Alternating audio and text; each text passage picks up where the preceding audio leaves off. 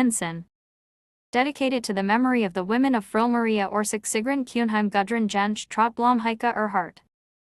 There are great etheric currents sweeping over the surface of the earth from pole to pole in volume, which makes their power as irresistible as the rising tide, and there are methods by which this stupendous force may be safely utilized. Through skillful attempts to control it would be fraught with frightful danger.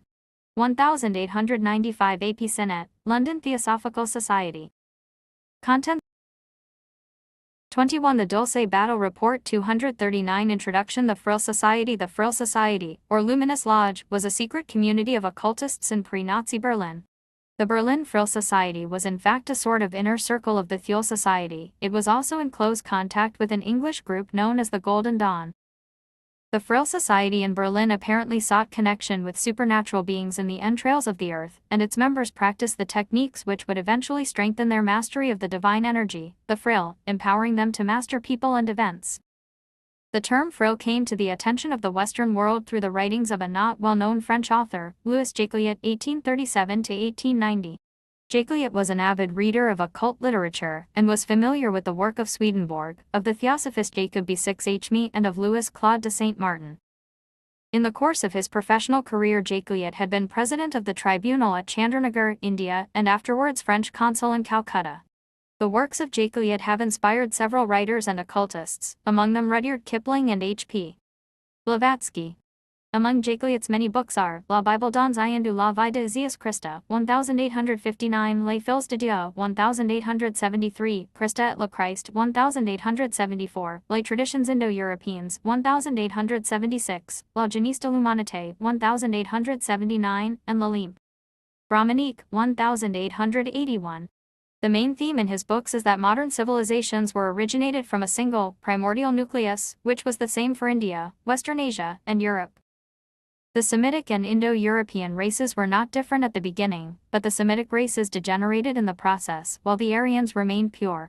A code of law rules civilized people, the code of Manu, name of the divine ruler in India, while in Egypt he was called Menes, Moses among the Hebrews, and Minos in Crete.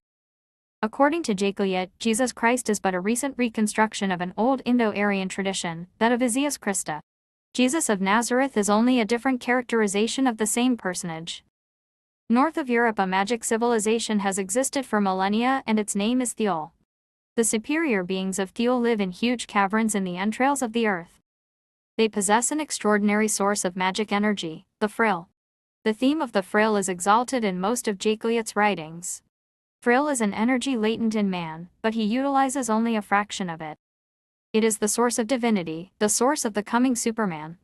He who discovers it and masters its use acquires great powers. He can become a master of men. In many of his works, particularly in Les Fils de Dieu, and in Les Traditions Indo-Européennes, Jacquiot affirms that he discovered the existence of Vrill among an Indian sect, the Jains, still active in the regions of Mysore and Gujarat and counting millions of adepts.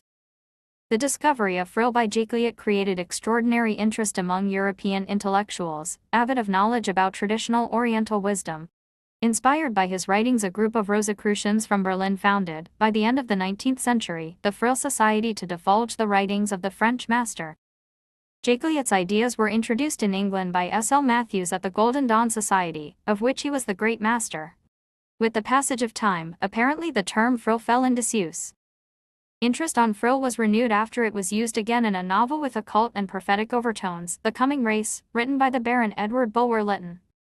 Bulwer-Lytton was an English writer and occultist better known as the author of the bestseller The Last Days of Pompeii. In The Coming Race he describes the existence of a superhuman race of beings living in huge caves in the entrails of the earth. These beings had developed a strong energy source of psychic energy, and the Vrill, which make them equal to gods. Their plans are, one day, to take control of the earth and, using his energy, bring about a mutation of the now dormant human elite, subjugating afterwards the rest of the low-grade human beings. Like Gurdjieff, Baron Bulwer-Lytton believed that he was a storer of Vrill. He practiced ceremonial magic, and Madame H.P. Blavatsky affirmed he was a theosophist. According to Bulwer-Lytton, Vrill was a sort of great fluid, resembling electricity, with which all of life was pervaded. His Vrill people accumulated it through yoga-like mental and physical exercises. The adepts of the Vrill Society and the Thiel Society shared the belief that it was possible to get in touch with the Vrill, a belief which they inculcated in Adolf Hitler. It was precisely to get in touch with the spiritual power plant of Vrill that the Führer created the Aninerb. The Society for the Study of Ancestral Heritages, the Aninerb, was an organization founded in 1935 privately by Fredrik Heilscher, a mystic and friend of the Swedish explorer Sven Hedin, and Wolfram Sivers. Spiritual teacher. SS soldiers receiving a crash course on the meaning of the Germanic runes and other Aryan symbols. The Aninerb was the SS branch in charge of the research on ancient symbols and other esoteric subjects. Fredrik Heilscher was never a member of the Nazi Party, and was in friendly terms with Martin Buber, the Jewish philosopher. But his theories had some aspects in common with the esoteric doctrines of the Nazi leaders. 2 years after Heilscher privately founded the Aninerb, Himmler turned it into an official organization, attached to the SS. Finally, in January 1939, the Aninerb was incorporated into the SS as one of its branches, and its leaders absorbed into Himmler's personal staff. At that time it had 50 branches under the direction of Professor Wurst, an expert on ancient sacred texts who had taught Sanskrit at Munich University. The mission assigned to the Aninerb was to locate the origins of the Nordic race which, according to Nazi lore, was of Aryan stock. But the Aninerb's multiple branches dealt with a broader spectrum of activities. These activities ranged from strictly scientific research, like vivisection practiced on prisoners, to espionage, as well as the study and practice of occultism. According to the scant information available about the Aninerb, its huge archives mysteriously disappeared after the war. It seems that Germany spent more money and devoted more resources on the Aninerb than America did on the atomic bomb. More than 50 departments in this branch of the SS succeeded in spending over 1 million marks on such scientific research. Among the many researches tackled by the Aninerb at enormous cost were 1. Gathering information about the strength of the Rosicrucian organization. 2. Researching about the possible consequences of the suppression of the Irish harp in Ulster. 3. The occult significance of Gothic towers and of the Etonian top hat. 4. Scientific examination of Aryan horses and Aryan bees, whose honey had special properties. 5. Study of the Germanic runes and other Aryan symbols, among them the swastika. 6. Through search for the Grail. The Aninerb also had archaeologists digging up all of Europe for remains of Germanic cultures. When the German army invaded the Caucasus in the spring of 1942, a strange ceremony took place. 3 SS mountaineers climbed to the summit of Mount Elbruz, the sacred mountain of the Aryan race, and planted a swastika flag. The Aninerb organized several expeditions to Tibet. Their purpose was to locate the origins of the Nordic race which was, according to the Nazi theoreticians, of Indo-Germanic stock. But the main goal of these expeditions was to get in touch with the spiritual power plant producer of Vrill. Maria Orsic, a Jugoslavian from Zagreb, and 4 other women, Sigrun, Trotgudrun and Heike, that were transcendentalist mediums made up the Vrill Damen of the Vrill Society, which was folded into the Thiel Society later. According to the popular story, Maria was receiving scientific messages encoded in ancient Sumerian text, forgotten rune writing, which was a type of Lost Templars language, neither of which she was formerly trained in, or understood. The messages were coming from the Aldebaran system in the Taurus constellation. She also drew out complex and weird circular time-traveling machines images, ostensibly named Vrill craft after the new source of endless energy they used. The Vrill identities were for some reason kept secret, and the women never were in the news. Considering just how gorgeous Maria was, as well as the others, and the fact that her hair nearly swept the floor as she walked, she would have been hard to miss in public. Today, she is a current favorite face to support the Aryan race image. There is plenty of information on the web about Maria and the Vrill Society. Some of it is very compelling, and has to have some fact behind it. Then again, as with anything associated with the Nazis, there is plenty of innuendo, lies, cover-up, faked or hoaxed information. You have to sort through it all. I did, and it took me weeks to read it all. Much of the YouTube information on the Vrill Society is so grainy, and of poor quality, they are hardly worth the time to view. A new Vrill Society is in existence today, and it is shadowy. Johannes W. F. Sager and his self-proclaimed exile in the illegal nation of Sealand claims to have connections to the Vrill power secrets. I think he is just plain nuts. I believe that Maria Orsic was a real person who got involved in something that she probably didn't know what a difficult task she was being led into. It may have started off innocently enough as a medium and seer of hidden knowledge. I fear it may have led to her demise, as well as the other Vrill ladies involved. No one that got involved with the Nazis, Hitler, the SS, ever ended up having a happily ever after ending. As far as her going to the secret Nazi base in the Antarctic, it could be possible, but I doubt it. Nor is she living inside the hollow Earth. No Haunebu craft was developed for interstellar flight. The technology didn't exist, and the science for it wasn't understood yet. So, Maria and her cohorts didn't board a Haunebu 7 and lift off of Earth and head for Aldebaran. If they tried it, then they all died shortly afterwards. If any of the larger Haunebu craft did get developed and flew, which a small grain of proof points towards, I highly doubt it could even make it to the moon and back without suffering major problems. Her supposed last communication was "No one is staying, we're all leaving this place," which some say is proof she left Earth. I think it was an intentionally vague message intended to indicate she was fleeing the nation with her colleagues. I have a suspicion she ended up in Italy or Switzerland. It also could be very possible she could have been a part of the Operation Paperclip exchange. The Allies knew about these Vrill craft and the Haunebu program, and they wanted to get their hands on everything associated with German rocket aerospace development, including all the scientists, engineers, technicians, etc. This would also include some of the central characters behind the flying discs like Maria Orsic and the Vrill women. I have a hunch Maria was given a different name and lived under an assumed identity after the war. She may have helped the United States or Russian government secret agencies in understanding the information she supposedly and telepathically was receiving from another world. Of course, that would have been closely guarded and kept secret. I would like to believe she and the other Vrill women escaped and were able to find quiet lives later. Knowing the Nazis and how they operated, I'd hate to think they were considered expendable and met untimely ends. There should be a thorough and serious investigation into Maria Orsic's fate. Right now she is a minor footnote to an ugly organization headed by Himmler. She deserves better. If she did in fact gather information by communicating with another world and its inhabitants, giving birth to anti-gravity craft, she would be one of the world's greatest aerospace contributors. Maria Orsic has long since passed away. However, her memorable history image will live on for a very long time. When Heinrich Himmler first learned that there was such an aircraft that could be used for good or evil, he determined that Germany would be the first to control it. And if the Nazis were to be judged by their deeds, it was clear it would not be used for the benefit of humanity. Chapter 1 Wonder Weapons. In Jim Mayer's book, The Rise of the Fourth Reich, he comments that in addition to the Vengeance weapons, V1 and V2 rockets, the Germans produced a number of scientific breakthroughs in their quest for weapons technology during World War II. German ingenuity and efficiency appeared capable of overcoming almost any obstacle.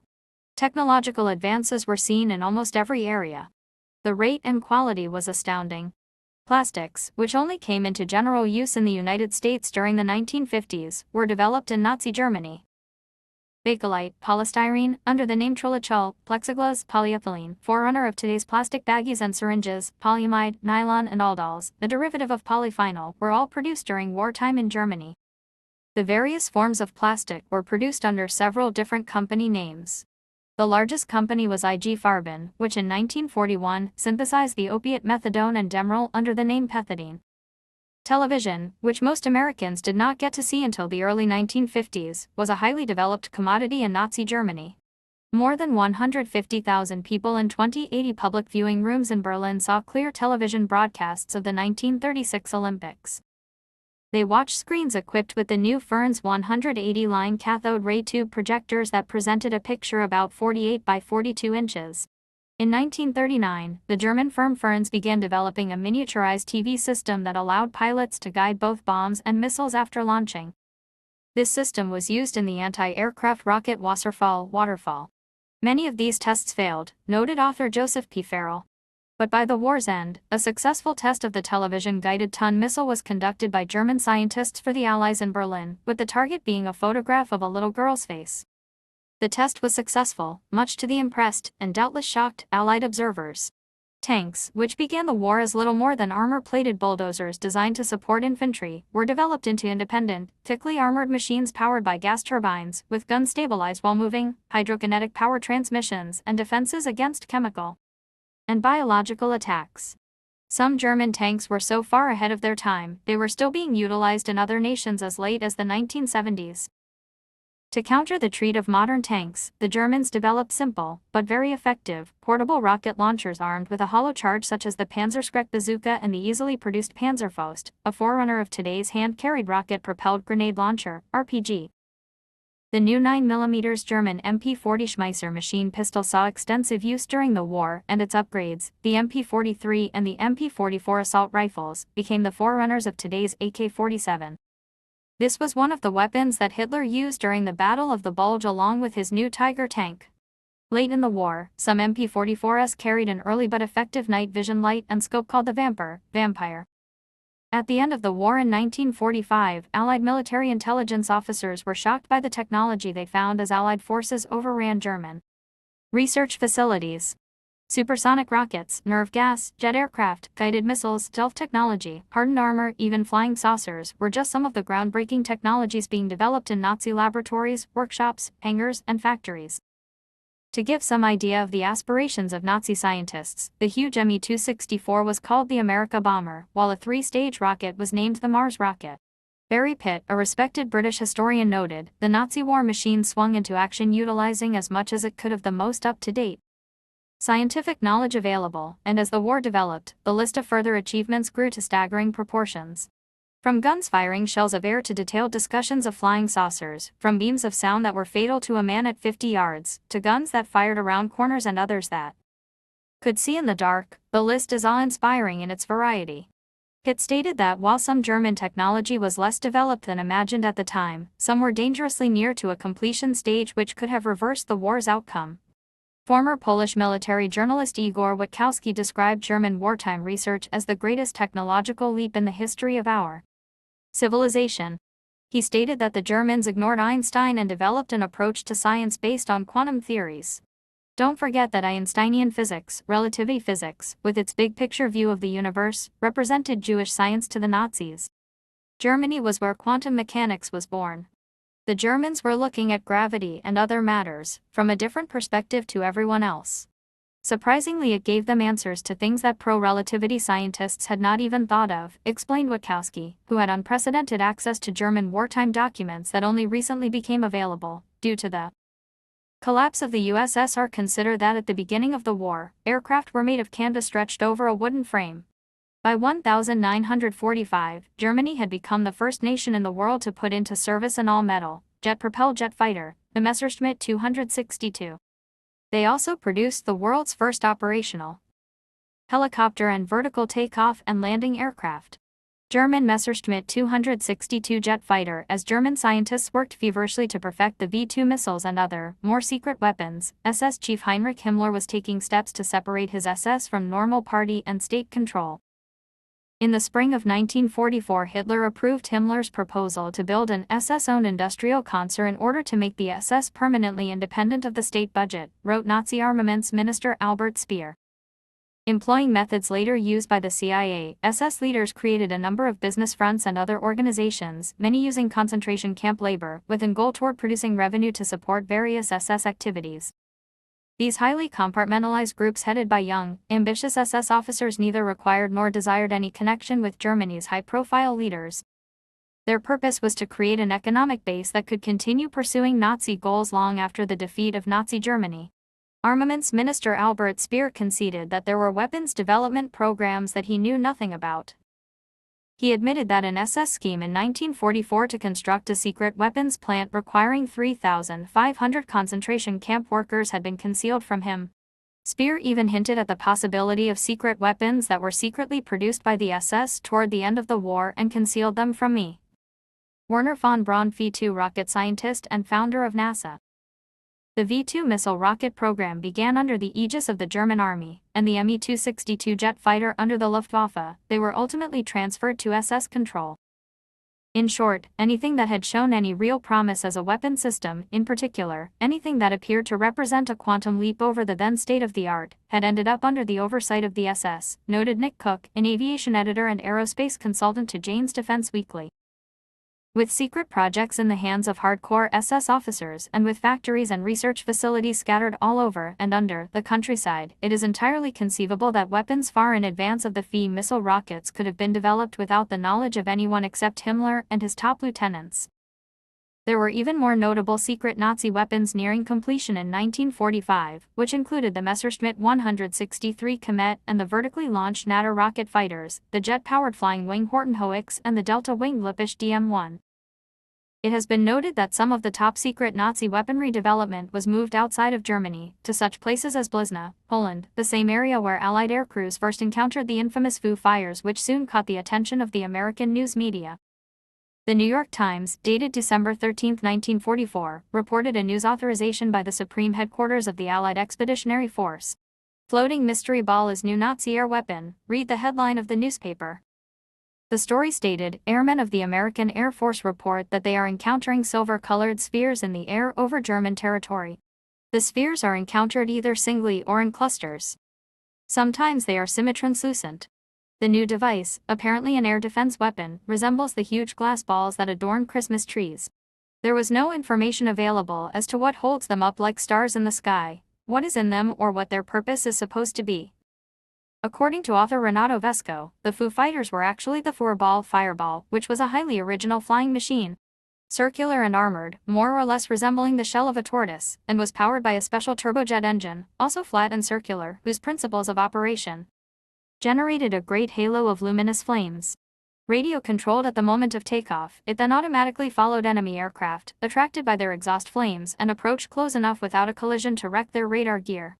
Vesco claimed that the basic principles of the Fuhrerball were later applied to a symmetrical circular aircraft known as the Kugelblitz, Ball Lightning, automatic fighter that became an authentic antecedent of the present-day flying saucers. He said this innovative aircraft was destroyed after a single lucky wartime mission by retreating SS troops. German V flying discs Foo Fighters. Even though the general public has been indoctrinated and conditioned for more than 60 years to dismiss any notion of flying saucers, or UFOs, the accumulation of evidence available today makes it impossible to reject the reality of such aircraft out of hand. In fact, the Nazis were experimenting with new and exotic energy technology. The extraordinary development of the Fuhrerball may have provided the first public glimpse into the heart of German super science. Several writers have produced articles about the German development of flying saucers. British author W. A. Harbinson claimed that he got his ideas after discovering post-war German articles mentioning a former Luftwaffe engineer, Flugkapitän Rudolf Schriever. According to information gleaned by Harbinson from articles in Der Spiegel, Bild am Sonntag, Luftfahrt International, and other German publications, Schriever claimed to have designed a flying top prototype in 1941, which was actually test-flown in June 1942. In 1944, Schriever said he constructed a larger, jet version of his circular aircraft, with the help of scientists Klaus Habermal, Otto Meath, and an Italian drive, Giuseppe Belluzzo. Drawings of this saucer were published in the 1959 British book German Secret Weapons of the Second World War and Their Later Development, by Major Rudolf Lusar, an engineer who worked in the German Reich's patent office and had access to many original plans and documents. Lusar described the saucer as a ring of separate discs carrying adjustable jets rotating around a fixed cockpit. The entire aircraft had a height of 105 feet and could fly vertically or horizontally, depending on the positioning of the jets. Schriever later said the Allies' advance into Germany put an end to his flying disc experiments, with all equipment and designs lost or destroyed. However, a Georg Klein told the post-war German press that he had witnessed the Schriever disc, or something like it, test-flown in February 1945. Schriever reportedly died in the late 1950s and, according to a 1975 issue of Luftfahrt International, notes and sketches related to a large flying saucer were found in his effects. The periodical also stated that Schriever maintained until his death that his original saucer concept must have been made operational prior to the war's end. This possibility is acknowledged by British author Brian Ford, who wrote, "There are supposed to have been flying saucers too, which were near the final stages of development, and indeed it may be that some progress was made toward the construction of small, disc-like aircraft, but the results were destroyed, apparently before they fell into enemy hands." These accounts would seem to be corroborated by a CIA reporter dated May 27, 1954. As reported in Nick Redfern's 1998 book, The FBI Files, The FBI's UFO Top Secrets Exposed, the document stated, a German newspaper recently published an interview with Georg Klein, famous German engineer and aircraft expert, describing the experimental construction of flying saucers carried out by him from 1941 to 1945. Klein stated he was present when, in 1945, the first piloted flying saucer took off and reached a speed of 1,300 miles per hour within 3 minutes. The experiments resulted in 3 designs. One designed by Meath was a disc-shaped aircraft, 135 feet in diameter, which did not rotate. Another, designed by Habernal and Schriever, consisted of a large rotating ring, in the center of which was a round, stationary cabin for the crew. When the Russians occupied Prague, the Germans destroyed every trace of the flying saucer project and nothing more was heard of Habermal and his assistants. Schriever recently died in Bremen, where he had been living. In Breslau, the Russians managed to capture one of the saucers built by Meath, who escaped to France. He is reportedly in the United States at present. Another candidate in the construction of a German UFO is the Austrian scientist Victor Schauberger, who, after being kidnapped by the Nazis, reportedly designed a number of flying discs in 1940, using a flameless and smokeless form of electromagnetic propulsion called diamagnetism. Schauberger reportedly worked for the United States government for a short time after the war before dying of natural causes. Prior to his death, he was quoted as saying, "They took everything from me. Everything. No one knows for certain if he meant the Nazis or the Allies." The fact that someone was flying highly unconventional disc-shaped objects shortly after the Second World War was made plain by the now public comments of United States Army Lieutenant General Nathan Twining, then in charge of the Army Air Force's Air Materiel Command. AMC. In mid-1947, 2 years after the war ended, flying saucers were being reported both in Europe and America. General Twining wrote that the phenomenon reported is something real and not visionary or fictitious. He went on to describe attributes of such discs as having extreme rates of climb, maneuverability, and action which must be considered evasive when sighted or contacted by friendly aircraft and radar, lending belief to the possibility that some of the objects are controlled either manually, automatically, or remotely. Allowing a small glimpse into the reality of such radical technology, Twining concluded, it is possible within the present U.S. knowledge provided extensive detailed development is undertaken to construct a piloted aircraft which has the general description of the object which would be capable of an approximate range of 7,000 miles at subsonic speeds. If technical knowledge in the 1940s was advanced enough to construct a workable flying saucer, the public was never to hear about it. Beginning in the late 1940s, a national security lid was placed on the subject. But it is fascinating to recall that one of the first and best documented cases of mysterious abductions took place in September 1961, when Betty and Barney Hill under hypnosis recalled being taken aboard a circular aircraft manned by men in black uniforms. Barney Hill described the leader as a German Nazi wearing a shiny black jacket, scarf, and cap. By IV, EHT German V2 rocket launching area. Chapter 2 Castle Wolfenstein. The starting point can be found in the magazine Ostara, of which Hitler in his Vienna years was an avid reader. The publication, which takes its name from an ancient Germanic goddess of the spring and that hence denotes a connection with the Nordic tradition and with the old pagan deities.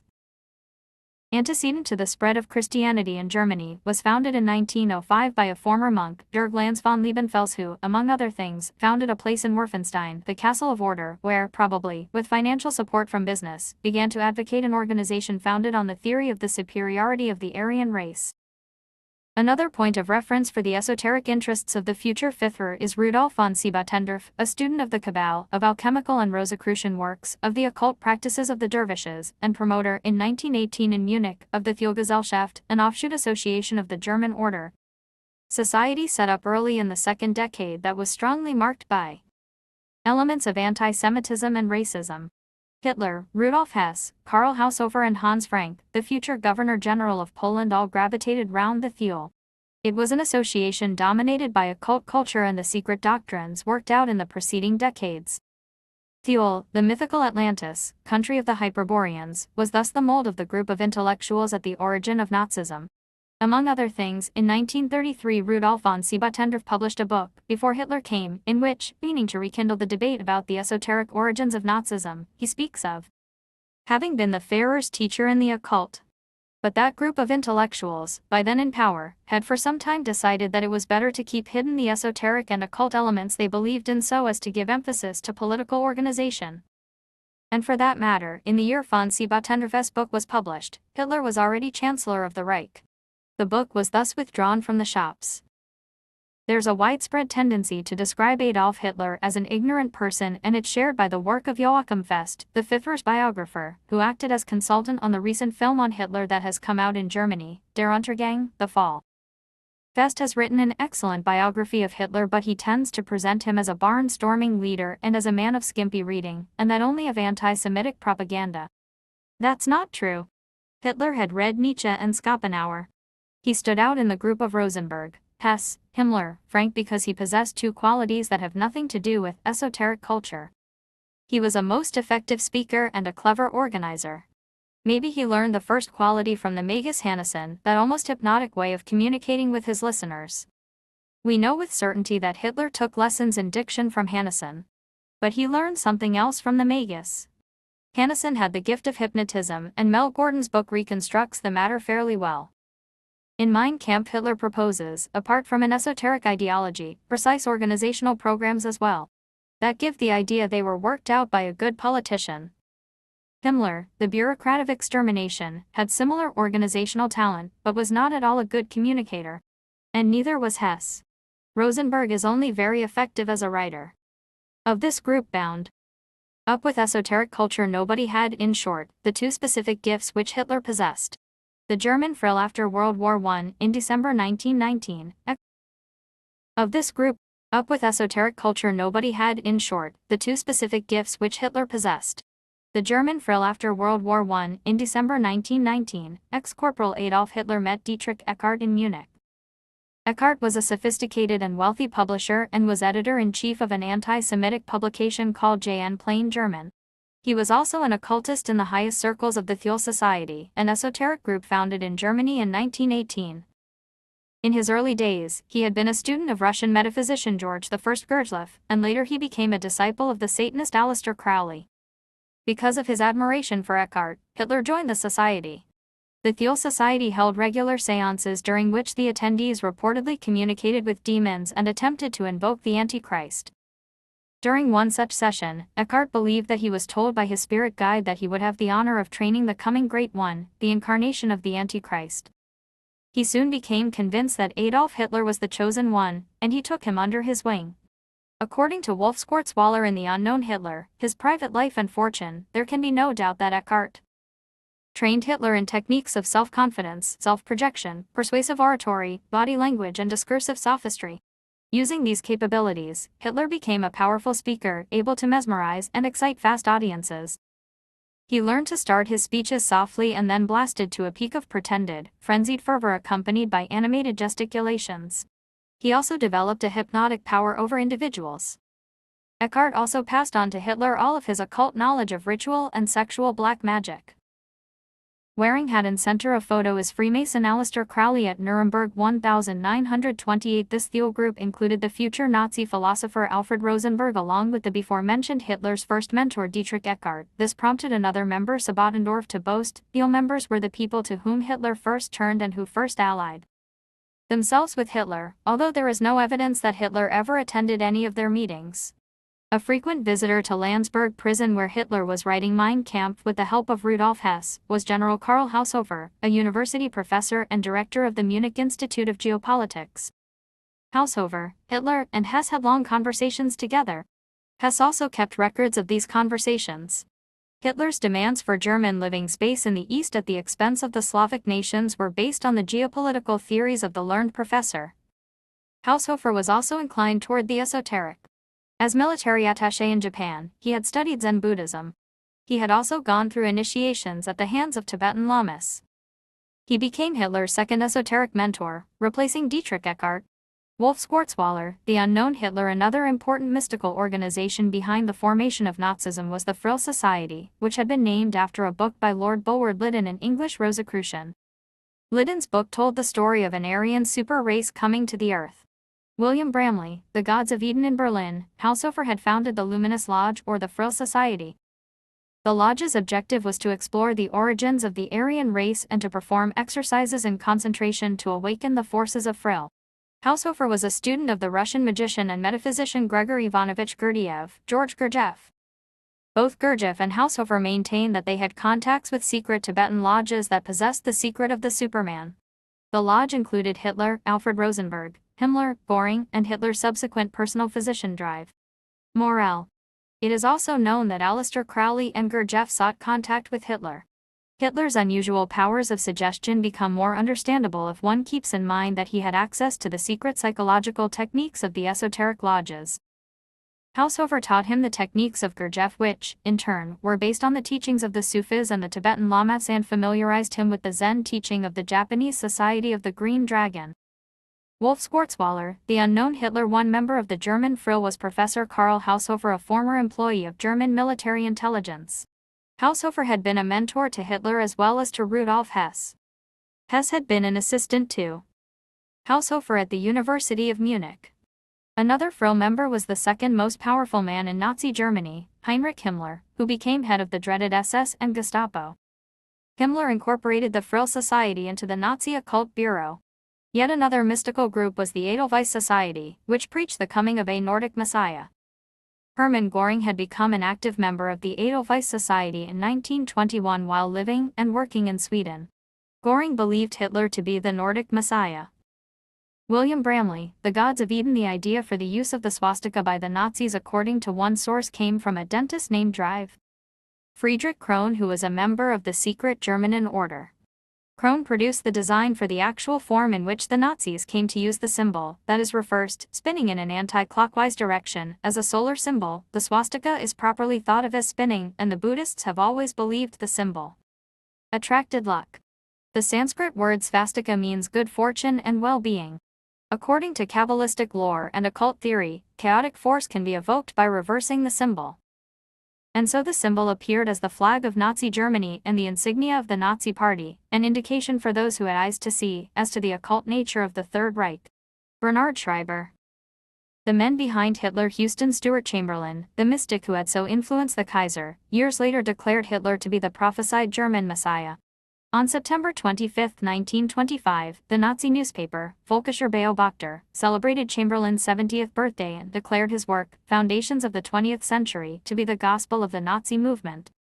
William Bramley, The Gods of Eden.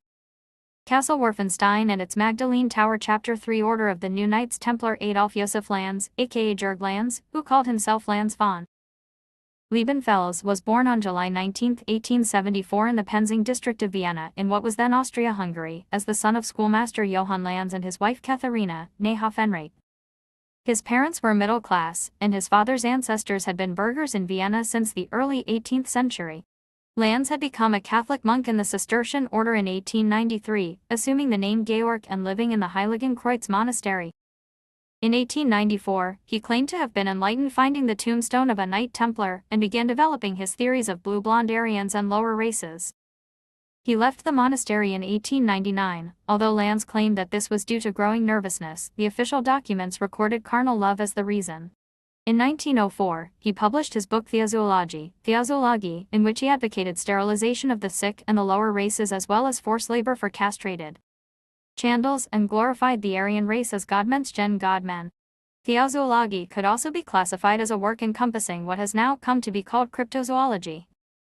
Lanz justified his agnostic racial ideology by attempting to give it a biblical foundation. According to him, Eve, whom he described as initially being divine, involved herself with a demon and gave birth to the lower races in the process. Furthermore, he claimed that this led to blonde women being attracted primarily to dark men, something that only could be stopped by racial demixing so that the Aryan Christian master humans could once again rule the dark-skinned beastmen and ultimately achieve divinity. He claimed that Aryan peoples originated from interstellar deities, termed Theozoa, who bred by electricity, while lower races, Chandlas, were a result of interbreeding between humans and ape men, or Anthropozoa. The effects of racial crossing caused the atrophy of paranormal powers inherited from the gods, but these could be restored by the selective breeding of pure Aryan lineages. The book relied on somewhat lurid sexual imagery, decrying the abuse of white women by ethnically inferior but sexually active men. Thus, Lanz advocated mass castration of racially ape-like or otherwise inferior males. A copy of this book was sent to Swedish poet August Strindberg, from whom Lanz received an enthusiastic reply in which he was described as a prophetic voice. 1 year later, in 1905, he founded the magazine Ostara, Brieftitel der Blonden und Manusrichtler, of which he became the sole author and editor in 1908. Lanz himself claimed to have up to 100,000 subscribers, but it is generally agreed that this figure is grossly exaggerated.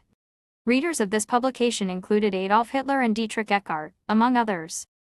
Lanz claimed he was visited by the young Hitler in 1909, whom he supplied with 2 missing issues of his magazine. The Zoologie Honoriosophie die Newtempeler und die Außerirdischen Menschentier as a student of Guido von List, Lanz further expanded his theories. Other influences included Otto Weininger, of whom Lanz was a fervent follower.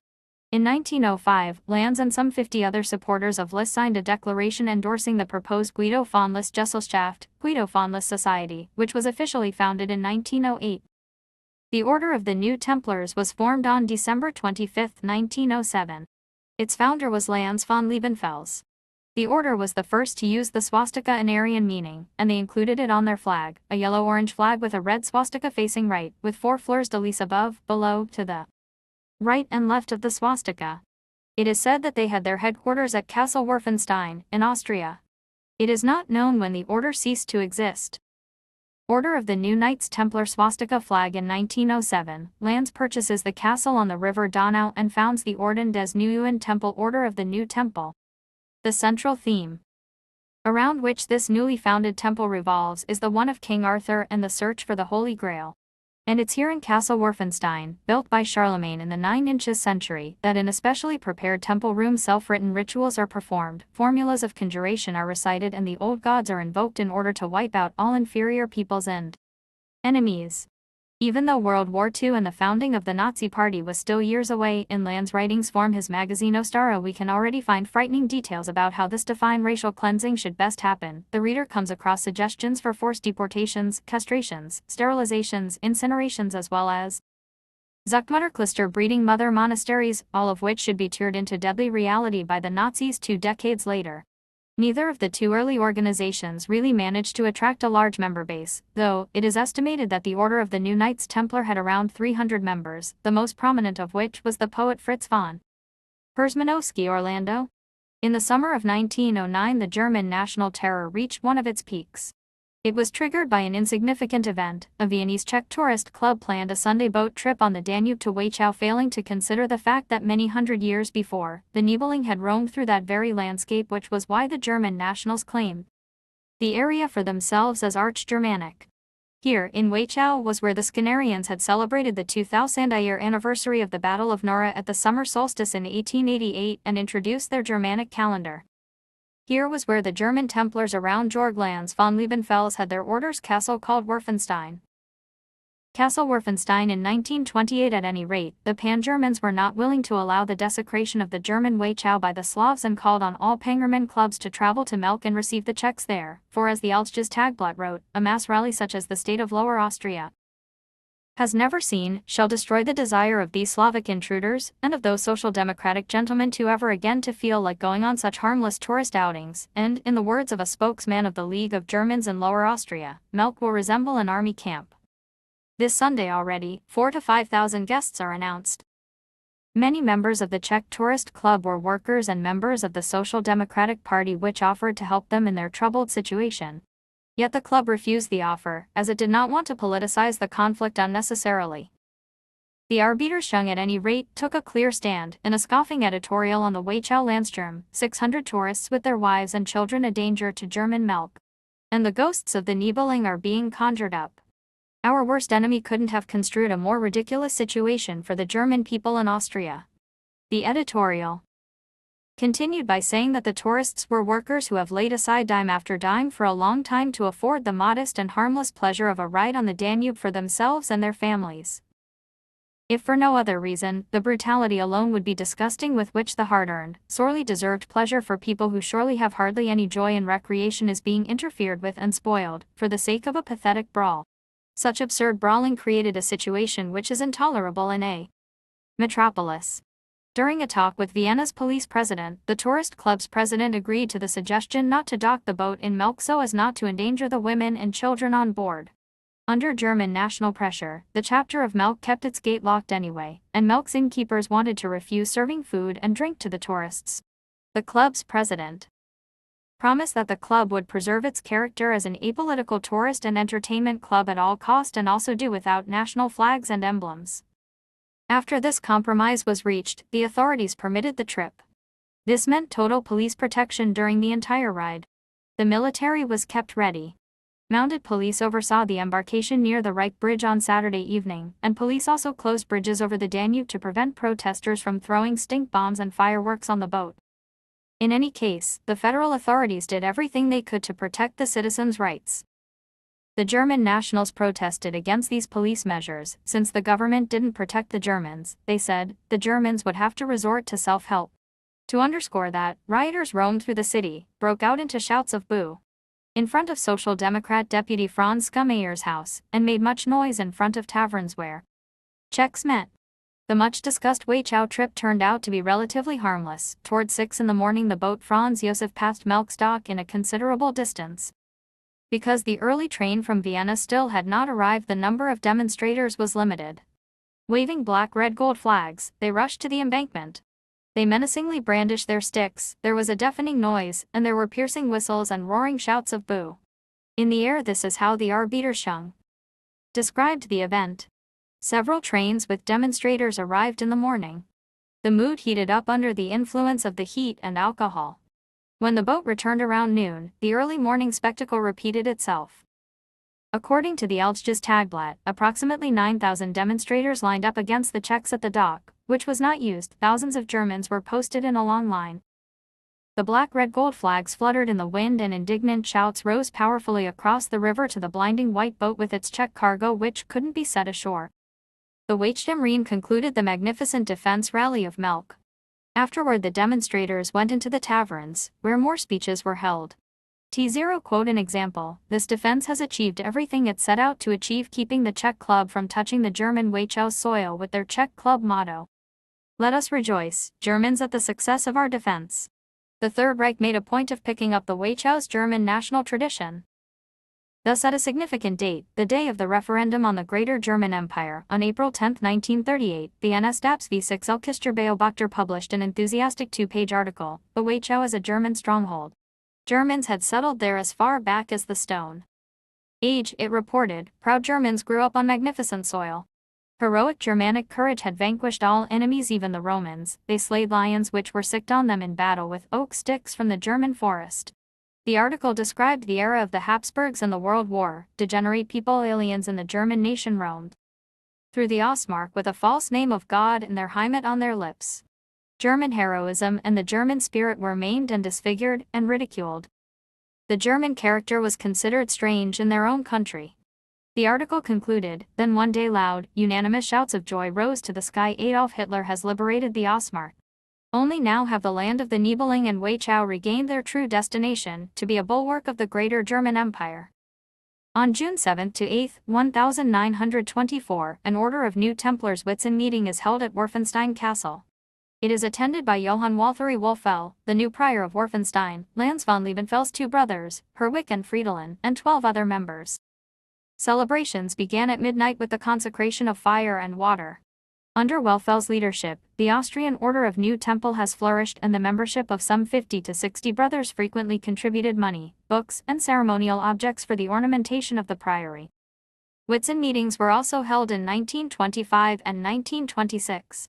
The reason why race had become such a strong issue in occult circles was simple. Occultists, such as Liebenfels, who believed in the existence of superbeings, also believed that such superbeings could be bred.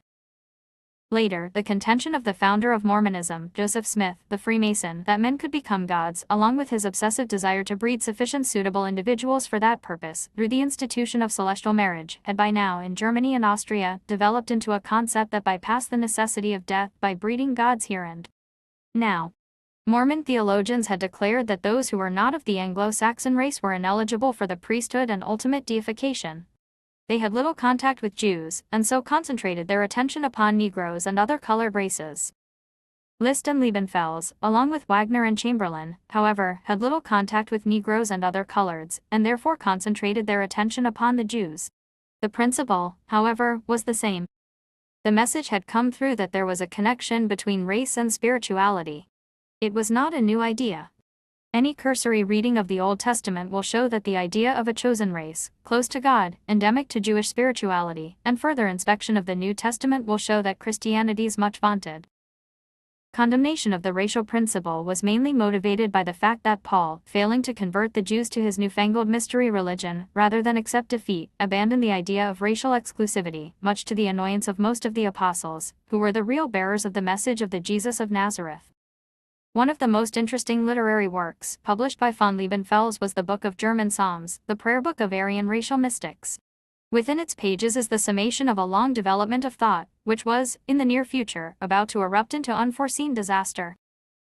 Although the book was not widely read, it graced the shelves of both the influential and the unknown, including a young Adolf Hitler, and it was from the ranks of those who had studied the works of Liebenfels that the founding members of the Thielgesellschaft were drawn. This lore and knowledge, which one can gain through occult practices and rites, transmit particular power to the initiates who must also perform a political role so as to administer the future of a decadent mankind to which the gifts and the characteristics lost over time must be restored. The members of these societies believed, in short, that they were the depositories of an ancient primordial learning that often manifested itself in particular rites. An interesting fact is that some followers of esoteric groups performed roles in the secret services of their own countries. A key figure in this sense is the German Theodor Reus, of the occult Ordo Templi Orientis Society, teacher of the Englishman Satanist Aleister Crowley. Crowley, a Freemason, also a master of the occult and agent of the British services at the same time, at the end of the 19th century joined the celebrated Golden Dawn, a derivation, as has been said, of the Rosicrucian Society, and then founded an English offshoot of the Ordo Templi Orientis. The Golden Dawn was in its turn linked with German associations connected to the secret doctrine of the Russian Madame Elena Blavatsky, founder in New York, in 1875, of the Theosophical Society, and to the anthroposophy of Rudolf Steiner. Vrill was a society that was first described in Edward Bulwer Lytton's 1871 novel about the coming race, which was later reprinted as Vrill, The Power of the Coming Race. Somewhere along the way the Nazis picked this up and revived it real again. As an example, read these lines: T arrived at the conviction that this people, though originally not only of our human race, but, as seems to me clear by the roots of their language, descended from the same ancestors as the great Aryan family, from which in varied streams has flowed the dominant civilization of the world, and having, according to their myths and their history, passed through phases of society familiar to ourselves, had yet now developed into a distinct species with which it was impossible that any community in the upper world could amalgamate, and that if they ever emerged from these nether recesses into the light of day, they would, according to their own traditional persuasions of their ultimate destiny, destroy and replace our existent varieties of man. But the darkest side of the Vrill was their propensity for sacrificing young children, says Michael Fitzgerald, author of Stormtroopers of Satan. They would stab them in the chest and cut their throats. At the height of their power in the 1920s Munich, hundreds of children disappeared. Many are presumed to have been killed by the cult to summon up Vrill energy. This may seem like an outlandish claim, but when you consider what these people went on to do in the Third Reich, it seems almost tame. Hitler and the secret satanic cult central to the Vrill Society was the search for a German Messiah who would lead the Aryans to world domination and exterminate all other races, especially the Jews. And his rise was predicted by a spirit calling itself the Beast of the Book of Revelation. In a seance attended by the cult followers Alfred Rosenberg and Dietrich Eckart, the beast is said to have proclaimed that a man named Hitler would seize the spear of destiny and lead the Aryans to power. And within a few weeks, a fiery young man of shabby appearance began attending the Thiel Society meetings. His name was Adolf Hitler. According to the earliest traditions, the remote progenitors of the race had once tenanted a world above the surface of that in which their descendants dwelt. Myths of that world were still preserved in their archives, and in those myths were legends of a vaulted dome in which the lamps were lighted by no human hand. But such legends were considered by most commentators as allegorical fables. According to these traditions, the earth itself was subject to many violent revolutions of nature. By one of such revolutions, that portion of the upper world inhabited by the ancestors of this race had been subjected to inundations, not rapid, but gradual and uncontrollable, in which all, save a scanty remnant, were submerged and perished. Whether this be a record of our historical and sacred deluge, or of some earlier one contended for by geologists, I do not pretend to conjecture, though, according to the chronology of this people as compared with that of Newton, it must have been many thousands of years before the time of Noah. Here we uncover the truth surrounding one of the most renowned and feared organizations in the world, the Vrill Society. This compelling documentary explores conspiracy theories, retraces historical events, investigates internal agendas, and uncovers macabre rituals.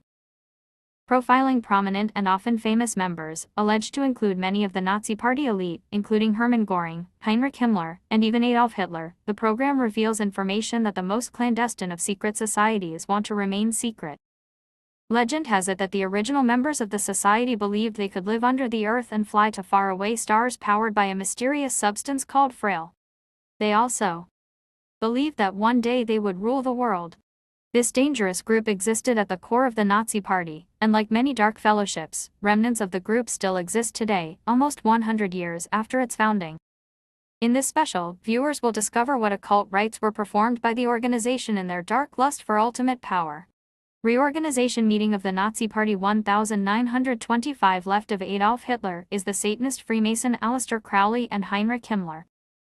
The Thiel Society. We come now to the mythology that has grown up around the Arctic homeland in the 20th century, fed by the dual currents of esotericism and scientific theory. For all their admiration of the tall, blonde-haired, blue-eyed Nordic Aryans, most of the Nazi leaders, and Adolf Hitler himself, were of the darker, shorter physique typical of Alpine and Central Europe. The Nordic physique was seen as the ultimate aristocratic ideal, as the result of 100 years of science and pseudoscience which had begun and ended by placing the cradle of the master race in the far north. The three founders of the Nazi Thielgesellschaft, Thiel Society, were Guido von List (1848–1919), Jörg Lanz von Liebenfels (1874–1954), and Rudolf von Siebenhendorf (1875–1945). It is significant that all three decided at some point to adorn their plain names with the particle von, which in German suggests noble descent even when it is not further defined by Graf, Baron, etc. One of the hallmarks of the master race philosophy is that no one is known to have embraced it who does not consider himself a member of that race. And what is more tempting, having once adopted the belief that one's own race is chosen by nature or God for preeminence, than to put oneself at its aristocratic summit. The Viennese Jörg Lanz, a former religious member of the Cistercian order, was the founder in 1907 of the Order of the New Templars, a chivalric, Gnostic, and ritualistic order with the most extreme of racist ideals. There can be little doubt that the Order of the New Templars, with its lodges and ruined castles, was the prototype for Heinrich Himmler's Schutzstaffel, SS, as it was transformed after 1930 to become the training and breeding ground for the masters of a new age of Aryan supremacy. Lanz was a very copious writer on biblical exegesis, astrology, anti-feminism, and many other topics. One of his earliest creations, in about 1900, was Theozoology, a new science inspired by Madame Helen P. Blavatsky's secret doctrine.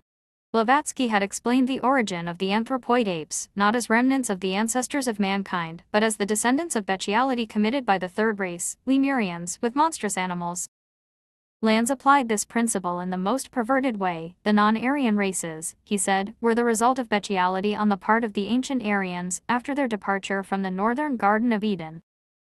To deal with these peoples, thus regarded as only semi-human, Lanz recommended variously enforced sterilization and castration, deportation to Madagascar, enslavement, incineration as a sacrifice to God, and use as beasts of burden. As Goodrich Clark states, both the psychopathology of the Nazi Holocaust and the subjugation of non-Aryans in the East were presaged by Lanz's grim speculations. It is no surprise that Lanz had a theory about the original homeland of the Aryans. It was a vanished polar continent called Arctica, Greek, Northern Earth. This was adopted by his older acquaintance Guido von List, another Viennese mythomaniac who, more than anyone else, laid the foundations for a romantic blend of ideas that links these proto-Nazis uncannily with the New Agers of today: an interest in natural living, vegetarianism, anti-industrialism, an appreciation of prehistoric monuments and the wisdom of those who built them, a feeling for astrology, earth energies, and natural cycles, a religious outlook vaguely resembling that of theosophy. The generic name given to this kind of thinking was Völkisch, an untranslatable word on the borderline between nationalistic and folkloric. Around 1910, according to Goodrich Clark, some activists of these persuasions began to start the idea of a secret quasi-Masonic lodge to counter the Jewish conspiracy in which they had come to believe.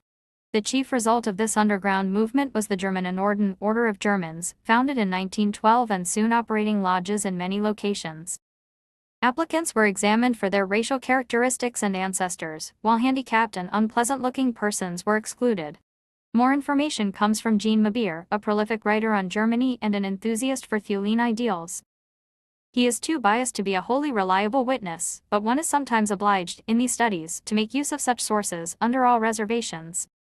Mabir quotes a specialist in the history of ideas, living in Göttingen, whose identity it is impossible to confirm. This man reportedly opened his dossiers to him, from which it was possible to reconstruct an important conference that the German Norden held at Pentecost, 1914, in the small village town of Thale, in the Harz Mountains. The purpose of the meeting was to unite all the disparate groups of Völkisch, Pangermanic, Pandora box, and anti-Judea persuasions which acknowledged the Nordic heritage and the myth of Thule. The historian told Mabir that out of this Pentecost conference was born a Jebimbund, secret band, whose mission was to revive the true Nordic tradition and coordinate all the efforts of the focused groups towards it. Mabir comments on how irrelevant it might have seemed, at this meeting, to be earnestly discussing Hyperborea and Thule while all the countries of Europe were massing for war. Yet it is here that he situates the essential beginnings of the movement that was to arise from the ashes of Germany after World War I. There is no doubt that the German Norden was still active during the war. From the middle of 1916, its newsletter displayed a curved arm swastika superimposed on a cross, and it placed advertisement in newspapers inviting fair-haired and blue-eyed German men and women of pure Aryan descent to join it. One of these advertisements came to the notice of Rudolf von Siebatendorf, and he decided to contact its leader, Hermann Paul. The Saxon-born Siebatendorf had had a genuinely adventurous career, much of it spent in Turkey where he had studied Islamic mysticism, apparently reconciling it with his Aryan ideals. He called himself a Rosicrucian, a Muslim brother, and an Odinist, and he somehow acquired a fortune through manufacturing. Mabir's historian makes Siebatendorf the one who defined the ultimate goal of the German Norden, the creation of a spiritual community which he called Haugadam. These are his words: "This temple of Haugadam is simultaneously spiritual and material. It belongs to earth and to heaven, to the past and the future. It is the Hyperborean equivalent of the Ark of the Covenant of the Israelis." Haugadam, in Siebatendorf's mind, far surpasses that Second Reich which Wilhelm's Germany had incarnated since 1871. It is the empire of all the Germans. Those who live between the Rhine and the Vistula, between the Baltic and the Alps, are only the heart of an immense territory inhabited by other heirs of ancient Thule. To this Haugadam belong not only the Germans but also many other Europeans, the Scandinavians, faithful to their Nordic origins, the Netherlanders, more German than the Germans, the British, divided between Celts and Saxons, the French, heirs of the Franks and regenerated by the Normans or the Burgundians, the Italians, in whose veins runs the blood of the Lombards, the Spanish, who still carry many an imprint of the Visigoths, and also the Russians, whose country was founded by the Swedish Vargs, those Vikings of the rivers and steppes. Towards the end of World War I, when German defeat was inevitable, Rudolf von Siebatendorf was in Munich, busily organizing a Bavarian branch of the German Norden. His friend Walter Neuboys, an artist invalided out of the war and given to occult study, suggested a new name for the order, the Thule-Gesellschaft, Thule Society, whose ceremonial foundation duly took place on August 17, 1918. Its emblem was a dagger, its blade wreathed in oak leaves, with a curved arm swastika around the hilt emitting rays of light. Thule-Gesellschaft, Thule Society, seal at the very eve of the armistice, on November 9, 1918, Siebatendorf exhorted the Thuleans to fight for Germanic and Aryan ideals, not against the British or French victors, but against our deadly enemy, Judah, to fight until the swastika rises victoriously out of the icy darkness. In his important historical study of Nazi origins, Before Hitler Came, 1964, Dietrich Bronder gives the names of 16 members of the Thule Society. Most of these Thule men, he says, had become Catholics, 7 had Jewish origins or relations. The Thule Society, which met at the Hotel Vierjuristen in Munich, was a hotbed of political agitation, carried on under the presiding myth of the Arctic homeland and the pure race that had issued therefrom. When 7 of its members, including Noos, the Countess Hels von Westarp, and the Prince of Thurn and Taxis, were brutally executed by communist rebels on April 30, 1919, the society's status grew commensurably. While the Thule membership was predominantly upper and middle class, Siebatendorf also reached out to the working classes through popular journalism, forming a subgroup within the National Socialist Party, NSP, of Anton Drexler, which on January 5, 1919 became the German Workers' Party. This, in turn, was transformed at the end of February 1920 into the National Socialist German Workers' Party, NSDAP, of which Adolf Hitler would soon become the Führer. All three groups used the swastika as their emblem. Swastika flag of the National Socialist German Workers' Party, NSDAP.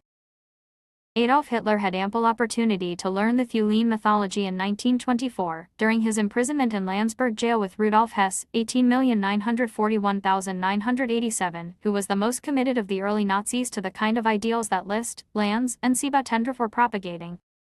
Hess was as Velkist as could be. He ate biodynamic food and was interested in Rudolf Steiner's anthroposophy, magical topics, astrology, the doctrine of correspondences, and herbalism. One would know much more about the political and even the occult machinations of this period, so integral to an understanding of the 20th century's greatest tragedy, if Hess had been encouraged to speak instead of being held incommunicado in Spandau prison for over 40 years. The first book to present the many connections between the Nazis and the occult was The Morning of the Magicians by Louis Pauls and Jacques Bergier, first published in 1960, in France. Many eager readers who first met there the names of Guénin and Gurdjieff, Haushofer and Horbiger, and fell under the powerful spell cast by these ingenious authors. A number of those readers went on to write books of their own, more or less pillaged from the original. Most of them were French, and it is true to this day that the Nazis and the occult genre is most avidly cultivated in France, while in Germany it is virtually shunned. There are good reasons for this. A German scholar and churchman, Eckhard Hieronymus, writing about the nostalgic dream of primordial cultures explains, "TT has always fascinated me to see how everything that was actually created by the Germans in the Romantic era was not taken seriously by them, but wandered off into France or Italy." The most important book about the black or demonic side of Romanticism was the work of the Italian, Mario Praz, who is the author of The Romantic Agony. The significant thing to realize in all of this is that the Frenchman's relationship to thought is very different from the German's. I would not dare to enter the lofty reaches of categorical thought that would rise the theme of primordial cultures to an abstract level, which is exactly what I wanted to avoid. Everything would then end up in philosophy again, but we no longer have this possibility. I am sorry, but behind us lies all the blood that has been shed in the name of this dream, and that is deadly serious. In other words, the Latins still play innocently with abstract ideas, even demonic ones, whereas the Germans have become wise, after the event, to the dangers of so doing. Readers of Pauls and Bergier will have come across another, more secret society supposed to lie at the roots of Nazism, the Vrillgesellschaft, Vrill Society, apparently founded by a group of Berlin occult psychic mediums. In any case, the group was fiercely anti-Christian. The primary source of this is from an article by Willy Ley, a German rocket engineer who came to the United States in 1933 and became an author of popular scientific books, excellent ones, I might add. In an article called Pseudoscience in Naziland, based on his own admittedly limited knowledge, Ley writes, the next group after Lanz's Ariosophy was literally founded upon a novel.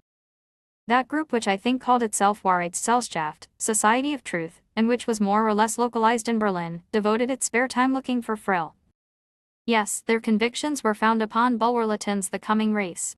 They knew that the book was fiction. Bulwer-Lytton had used that device in order to be able to tell the truth about this power. The subterranean humanity was nonsense, Vrill was not. Possibly it had enabled the British, who kept it as a state secret, to amass their colonial empire.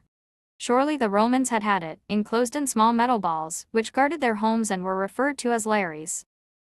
For reasons which I fail to penetrate, the secret of Vrill could be found by contemplating the structure of an apple, sliced in halves. No, I am not joking, that is what I was told with great solemnity and secrecy.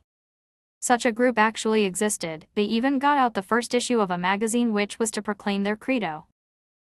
Pauls and Bergier, who had apparently talked to Willy Ley but learned no more from him than he wrote here, continued their researches and discovered, how, they do not say, that this Berlin group called itself the Luminous Lodge, or the Vrillgesellschaft, the Vrill Society. They add that Karl Haushofer had been a member of it, citing Jack Fishman's The Seven Men of Spandau, where there is no such information.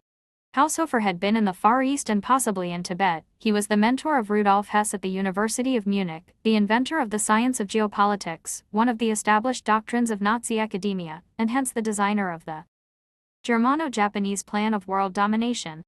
Hess was carrying the visiting cards of Haushofer and his son Albrecht when he landed in Scotland in 1941. Albrecht was executed as one of the plotters against Adolf Hitler's life in 1944 and, according to Pauls and Bergier, Karl Haushofer himself committed suicide, Japanese fashion, on March 14, 1946. His supposed membership of the Vrill Society completed the mythical network by connecting the Nazis with the underground world of Litton's coming race and with the mysteries of Asia, and the ritual harakiri bore unmistakable witness to a deep spiritual connection with the Far East, elaborated by the rumors of a Tibetan colony in wartime Berlin.